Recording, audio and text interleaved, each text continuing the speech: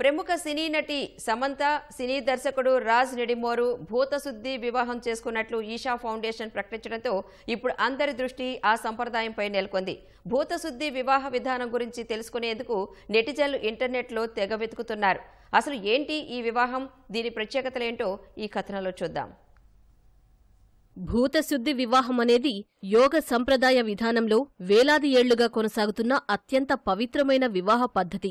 ఇందులో పేరుకు తగ్గట్టుగానే ఆలోచనలు, భావోద్వేగాలు లేదా భౌతికతకు అతీతంగా దంపతుల మధ్య లోతైన బంధాన్ని ఏర్పరచడానికి రూపొందించిన విశిష్టమైన ప్రక్రియే ఈ భూతశుద్ధి వివాహం.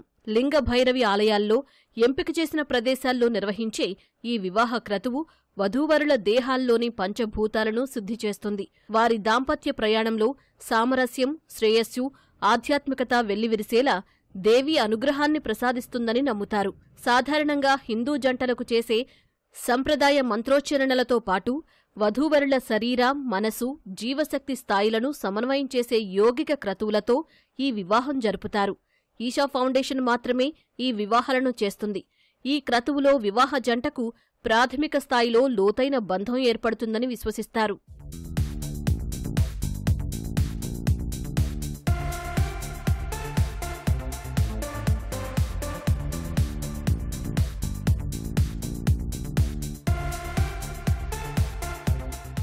సమంత రాజులకు ముందు పలువురు సెలబ్రిటీలతో పాటు సామాన్యులు సైతం ఈ పద్ధతిలో వివాహాలు చేసుకున్నారు.